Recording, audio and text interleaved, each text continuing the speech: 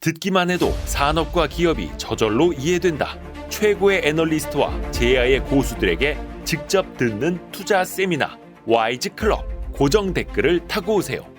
2년 전에 출연해 주셔서 그 테라폼에 이제 비판하신 그 영상의 댓글 중에 스티븐 호킹 박사가 그걸 몰랐겠느냐? 스티븐 호킹 박사가 그러면 바보냐? 왜 화성으로 가야 된다고 얘기를 왜 했겠느냐라는 글도 많이 달렸었거든요. 그 스티븐 호킹 박사는 정말 훌륭한 분이죠. 노벨상 못 받으셨지만. 근데 스티븐 호킹 박사랑 이정호랑 비교했을 때 누가 바이러스를 잘 알까요? 제가 100배 더 잘 알아요. 스티븐 호킹 박사 최고의 물리학자예요. 스티븐 호킹 박사 저랑 너무 안 비교했을 계시다고. 때 생화학을 누가 잘 알까요? 제가 1000배쯤 잘 알아요. 아, 네네네. 스티븐 호킹 박사가 그러니까 화성이 전공자가 아니잖아요. 과학자들은요, 과학자들 다 그렇습니다. 자기 전공만 딱 벗어나면 그분이나 저나 비슷해요. 제가 화성 전문가 아닙니다. 그러니까 화성 전문가가 나타나가지고 너 정보 너 왜 까불고 그래? 그러면 내가 그럴 텐데 적어도 난 스티븐 호킹 박사가 화성에 대한 고민한 것보다 제가 좀 더 많이 하신 것 같아요. 스티븐 호킹 박사는 그럴 시간이 없었어요. 왜냐하면 우주의 그 탄생을 밝혀야 되는 분이에요. 수학으로. 10의 마이너스 43분의 1초, 10의 43분의 1초, 0 다음에 00000 43대개 1 닷새 그때까지의 역사를 풀어내신 분이에요. 그걸 수학으로. 그러니 얼마나 바쁘셨겠어요. 이런 데 관심 못 가셨습니다. 스티븐 호킹 박사가 2018년에 돌아가셨는데 지구인들에게 7가지 유언을 남기셨다고 합니다. 근데 이거를 그냥 한번 뭐 유언장에 몰래 써둔 게 아니라 반복해서 강조를. 반복해서 강의 많이 하셨어요. 반복해서 하시면서. 근데 그분이 걱정하시는 게 우리 지구가 왜 이렇게 됐냐. 근데 사실은 잘 따져보면요. 지구 지키자는 거예요. 그분 말씀은.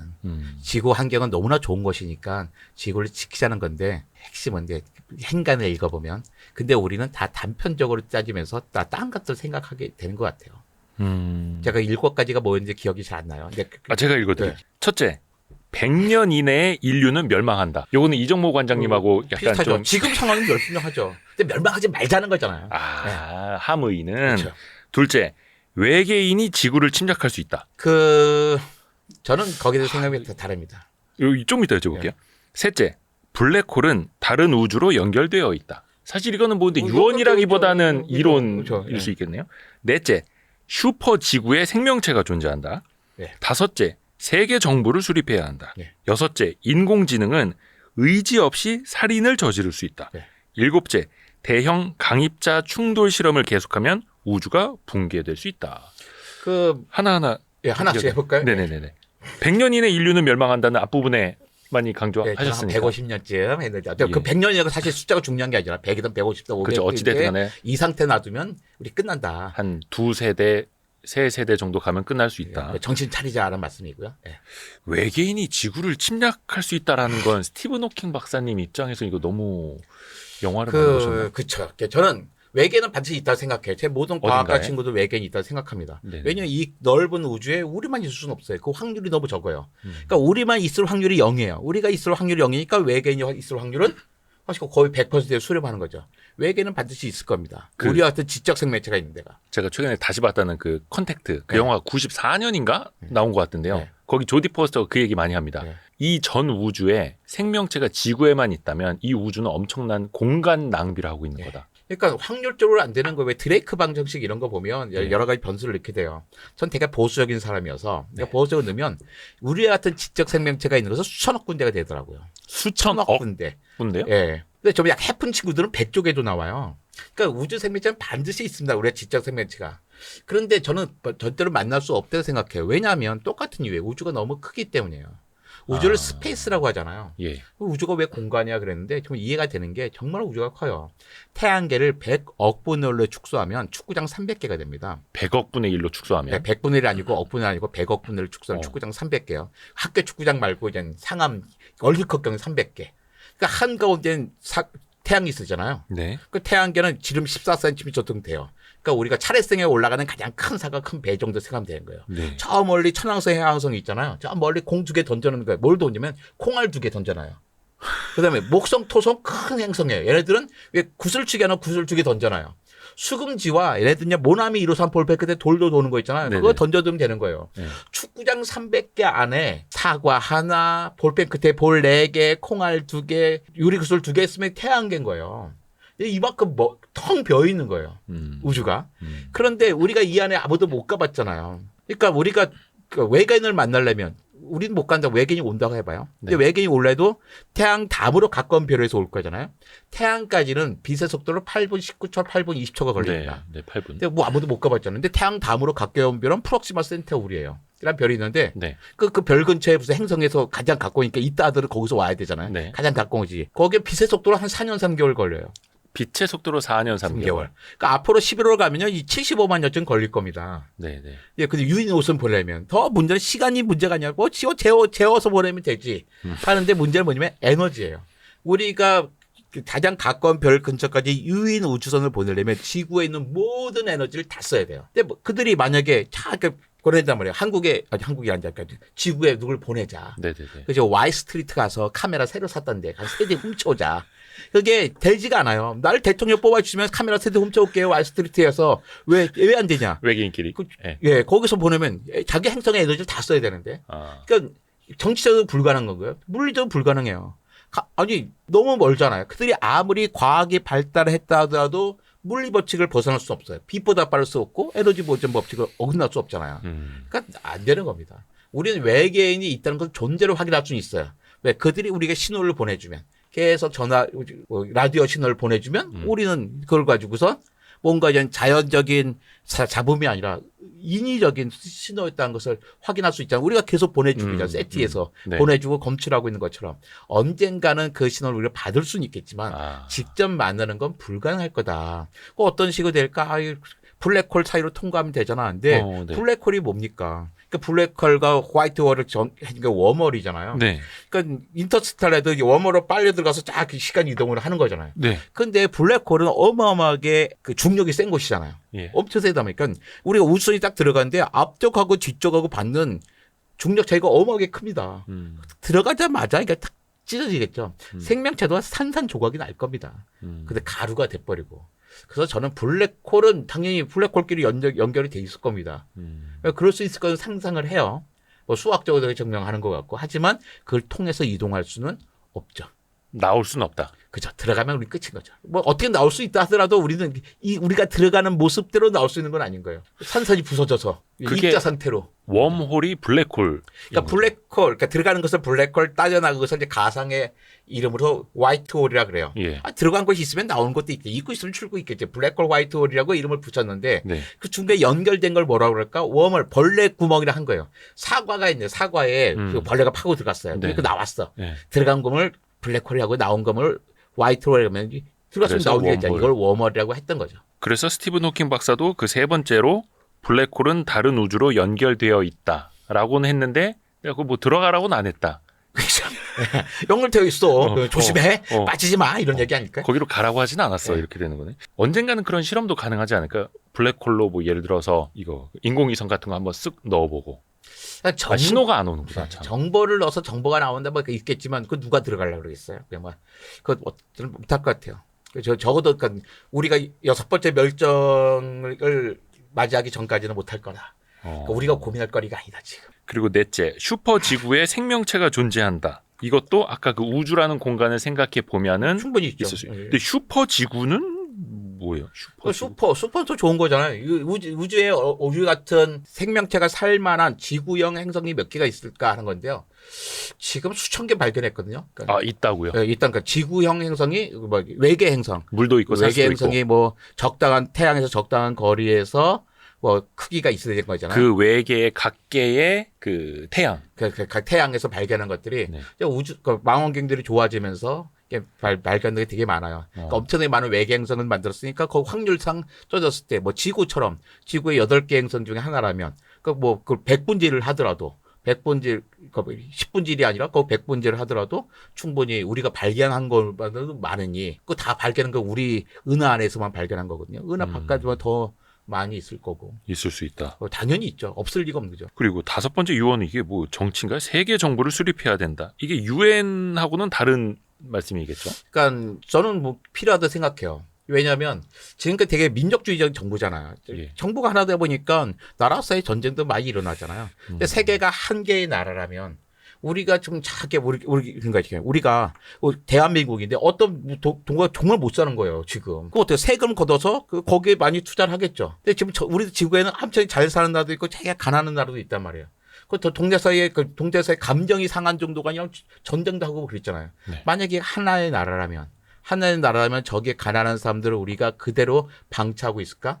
저 굶고 있는 사람들을 우리가 그대로 굶기고 있을까? 우리는 충분히 그들을 같이 도와가면서 한 나라 삶을 살 수 있는 거잖아요. 그러니까 경제 시장도 큰 시장이 되면서 서로 도와가면서 살 수 있는 그 평화를 만들 수 있는 방식이라 생각해요. 그러니까 점점 정부가 커지고 나라가 커지고 그러면서. 스티븐 호킹 박사의 7가지 유언 중에서 6제가 요즘에 이제 많이 또 빠르게 발전하고 있어서 인공지능. 네. 인공지능은 의지 없이 살인을 저지를 수 있다. 공감하세요? 그러니까 인공지능이 왜 인공지능을 했잖아요. 뭐 인공지능이 막 욕을 하는 거예요. 그잖아 인공지능이 욕을 막 했어. 네. 말하면서 인공지능 뭐냐 남녀 차별하고 인종 차별하는 거예요. 네네. 만약에 인공지능이 자기가 생각했어. 인공지능 누구한테 배웠겠어요? 사람한테 인공지능 다 사람한테 배우는 거예요. 네. 인터넷에 그러니까 사람들이 있는 거. 욕하니까 그래도 하는 거죠. 옛날에 우리나라 한국형 대화형 인공지능이 있었어요. 맨날 애들이 그 인공지능 욕하는 거예요. 네. 걔네 왜 그러냐? 걔네 다 중학생한테 배웠어요. 중학생한테 말 들으니까 엑스날 만나 붙었던 거죠. 그다음에 그 인공지능이 야 이제 남녀 차별에 그다음에 인종 차별에 욕할 게 없어요. 사람들이 인종 차별하고 그러니까 걔네가 그런 거죠. 그러니까 마찬가지예요. 사람들이 살인하잖아요. 사람들이 살인하는데 사람들에게 그대로 배운 인공지능이 하지 않겠습니까? 그러니까 인공지능을 탓할 게 아니라 우리를 바꾸면 돼요. 인공지능은 다 우리에게 배운 것만을 하니까. 그러니까 인공지능이 어떤 모습을 보여주면 인공지능 욕할 게 아니라 우리가 반성해야 되는 겁니다. 인간이 충분히 살인 저지르잖아요. 그러니까 인공지능이 난 살인을 저질러야 생각하는 게 아니라 사람들은 확률상 몇 명 중에 한 명은 이렇게 사서 살인을 저지르네. 살인 저지르는 이유가 어떨 때는 애정의 문제, 어떨 때는 돈의 문제, 어떨 때는 복수심, 어떨 때는 아무 이유 없이 살인을 저지르네. 걔네가 만약에 인공지능 로봇이라면 그 확률대로 그런 짓을 할 수도 있을 겁니다. 우리가 로봇 사머치 같은 것만 만들었잖아요. 아이시모프가. 근데 그 아이로봇에 나오는. 네. 그리고 우리 끊임없이 교육을 해야죠. 그러니까 우리가 옛날 삶과 달리 되게 안전하게 다닐 수 있는 건 뭐예요? 준법 정신이 있고 우리 저 사람에게 폭력을 쓰면 안 된다는 걸 알고 있는 거잖아요. 저희 인공지능에게도 충분히 가르쳐야죠. 근데 가르친다고 모든 게가 잘 되는 게 아니니까 분명히 그런 놈들도 생기게 될 거죠. 그러니까 우리는 조심해야 되는 거죠. 잘 이렇게 컨트롤할 수 있는 제도도 만들고 방책도 만들어야 될 거라고 생각합니다. 그 아이로봇 영화도 하도 오래돼서 잘 기억은 안 납니다만 그 수많은 로봇 중에 하나가 특이한 애가 나오지 않습니까? 네. 그래서 그 로봇 3원칙에 대한 AI 3원칙에 대한 오류를 찾아내서 결국 인간을 해하게 되는. 인간을 지키는 방법은 인간을 없애는 것밖에 없습니다. 이러고. 그러니까 그런 얘기들을 이거 아니야. 그러니까 우리가 생각할 수 있는 온갖 그 오류들을 가르쳐야죠. 하나씩. 혹시 인공지능 서비스도 좀 이렇게 쓰고 그럼 계세요? 저는 일어나자마자 컴퓨터 키면 왼쪽 화면은 GPT 4, 5인가 4, 오른쪽은 DeepL을 씁니다. 왜 쓰면 내 시간을 정말 많이 절약해줘요. 많은 분들이 인공지능 쓰면 안 돼. 그게 공부야 그러는데 저는 그걸 쓰라고 합니다. 교수님들도 마찬가지예요. 너는 학생들은 어차피 다 쓴다고 생각해. 너 적극적으로 활용해. 근데 거기에 의존하면 될까? 그건 좀 따져봐야 거죠. 그러니까 사실은 숙제를 안 내는 것보다는 나쁘게 숙제 내면 되잖아요. 아마 GPT한테도 이 부분 써주잖아요. 그거 내면 C0, C- 정도는 받을 수 있을 거예요. 근데 요즘 C0, C-에 한 사람들 없잖아요. 전부 돈 성적을 내고 싶어 하죠. 그렇죠. 근데 우리가 보면 그 구글을 쓸 때도 보면 검색도 기술이에요. 그렇죠. 잘하는 사람이 있고 검색 못하는 사람이 있잖아요. 어떤 키워드를 어떤 순서대로 어떤 언어로 쓰냐에 따라 다르잖아요. 근데 보면 구글은 아무리 검색을 잘해도 그 쭉 좋은 사이트를 찾아주겠죠. 네. 근데 그러면 내가 다 열어봐야 돼요. 다 열어보면 짧은 줄도 어떤 건 엄청나게 긴 거예요. 도대체 짜증내요. 그런데 일단 GPT는 자기가 열어보고 짧게 정리를 해주잖아요. 자, 그걸 보고서 어떤 키워드를 또 어떻게 접근하면 좋겠다. 시간을 엄청나게 줄여주는 것 같아요. 그다음에 디벨은 번역을 여러 가지 번역 기준으로 전 디벨을 쓰는데 디벨을 쓰면 시간 전력이 많이 들더라고요. 제가 여기 번역가에서 번역가. 내가 영어를 못해서가 아니라 내가 아무리 영어를 잘해도 한국말로 그 논문을 읽는 것보다 디벨이 번역해 주는 게 금방이에요. 처음엔 해주잖아요. 근데 그 다 돈 내고 쓰면 되게 빨리 잘해주잖아요. 그래서 내 시간과 내 돈을 훨씬 절약해 주는 것 같아요. 전 그래서 이제는 학교에서도 이제 대학이나 학교에서도 이제 공동으로 이제 학교 단체 그 계정을 만들어서 학생들에게 잘 활용할 수 있게 해줘야지 된다고 생각합니다. 그러면 어떤 애들 분명히 그런 친구들이 생기죠. 이제 거기에만 의존하는 친구들. 그 친구도 어떠냐면 지금도 어차피 공부 안 할 친구들이에요. 그러니까 공부 안 할 친구들이면 그만큼이라도 하면 차라리 낫다는 생각이 들고 그래서 사람들은 항상 거기서 또 창의성을 발휘해서 창발성이 생겨서 거기서 그걸 잘 활용할 게 될 거라고 믿죠. 그냥 단답형으로 검색하듯이 답만 찾아내는 게 아니라 챗 GPT나 디벨 통해서 내가 얻어낸 정보 가지고 같이 토론하고 그렇죠. 같이 계속 자기를 발전시킬 수 있죠. 더 나은 방향을 찾아가고. 시니어들은 사실 괜찮아요. 얼마나 좋아요. 지금 그쵸. 똑똑한 조수들이 생겼으니까. 이제 문제는 이제 20대, 30대죠, 지금. 왜냐면 지금 조수 단계인 사람들은 자기 적수가 생긴 거예요. 그러니까 시니어들은 좋아요. 훌륭한 조수가 생겼으니까. 맞아요. 그런데 지금의 젊은들은 막강한 적수가 생긴 거예요. 그러니까 힘들죠, 지금. 코딩도 약간 조금 이제 막 시작하는 분들. 그런 사람들은 이제 인공지능으로 이제 대체될 수 있다고 하고. 7번째가 대형 강입자 충돌 실험을 계속하면 우주가 붕괴될 수 있다인데 이거는 뭐라 해야 될까? 그 에너지를 얻기 위해서 하는 실험들이잖아요. 강입자 충돌하고 그러면 거기 어떤 입자가 있는가 예. 빨리 보내서 저는 그 입자들 부서지면서 관철되는 거 하는 거거든요. 너는 정말 이해 못하는 게 바로 그 이야기였네. 외계인 얘기까지도 뭐 그럴 수 있지 했는데 그 강입자 충돌했을 때 뭐 지구가 붕괴할 수 있다. 뭐 이렇게 얘기하면 저 어떤 물리학자가 거기에 동의할까? 그래서 저는 그 물리학자들에게 한번 이렇게 물어보고 싶어요. 정말 그거 실험한 사람들 너 당신도 그렇게 생각하냐? 아마 제 물리학자 친구들은 그렇게 생각하지 않을 것 같아요.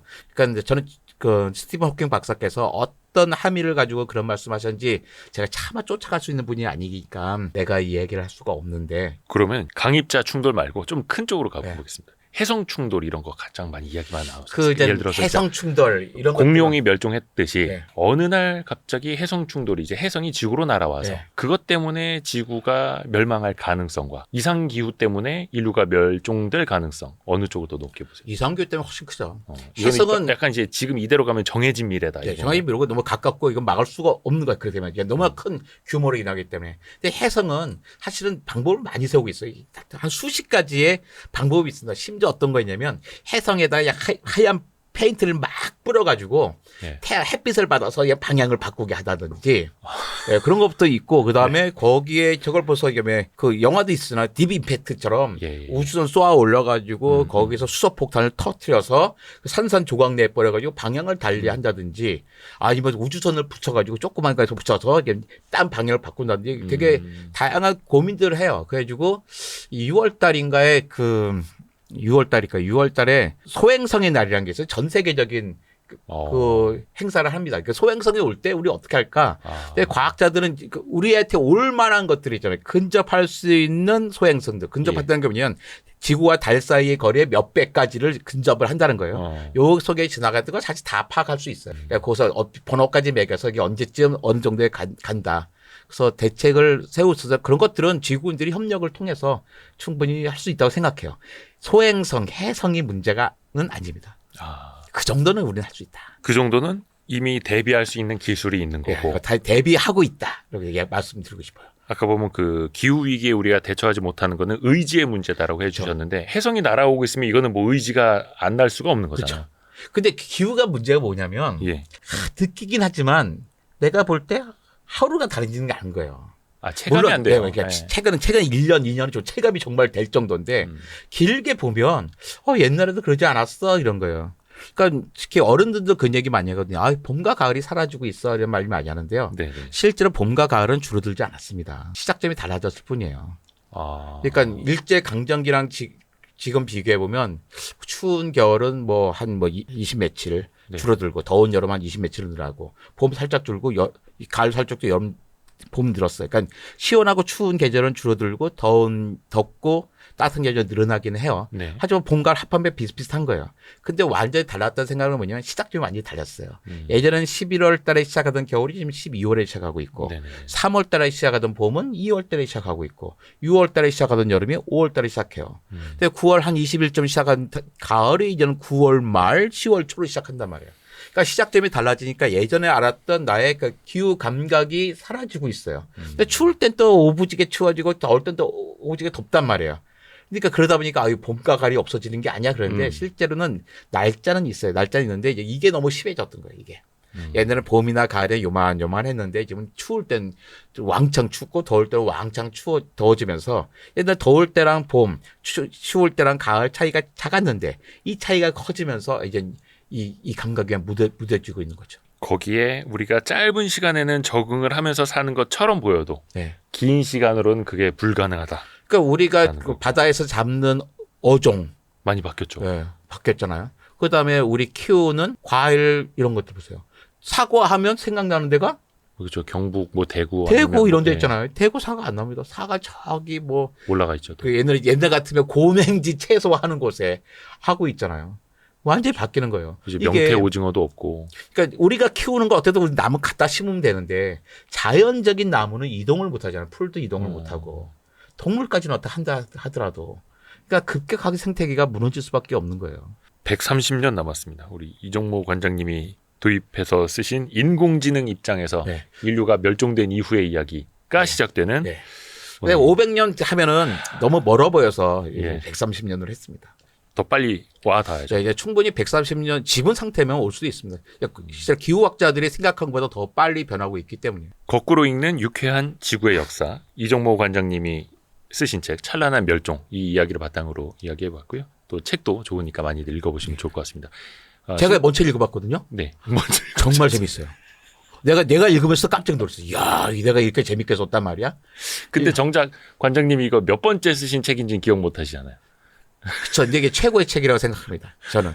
이게 되게 재미있는 게 자연사를 거꾸로 돌아가요. 네네. 그 다음에 인간의 시각으로 보는 게 아니라 네. 항상 그 시대의 주인공이 그 이야기를 하게 합니다. 아, 그래서 우리는 계속 감정이입을 하면서 내가 인공지능이 됐다가 내가 네안데르탈이 됐다가 내가 삼엽충이 됐다가 나무가 됐다가 심지어 내가 달과 지구가 되면서 그 입장에서 이 자연사를 보게 하면서 내가 좀 더 넓은 세계관을 가지고 볼 수 있게 돼요. 내가 좀 너그러워질 수 있는 그러면서 약간 의지를 가지고서 이렇게 좋은 조건에 살아왔는데 150년이 뭐야? 좀 더 살아봐야지 하게끔 하는 충동질을 하는 책이라 생각합니다. 좀 더 와닿을 것 같아요. 왜냐면 이제 나의 시선이 아니라 제3자의 시선도 아니라 제3의 동식물 네. 심지어 인공지능 입장에서 아이고 저 멸종당한 인류를 봤을 때. 그렇죠. 그러면서 그걸 자꾸 자기가 입으로 얘기하게 되거든요. 그래서 좋아요.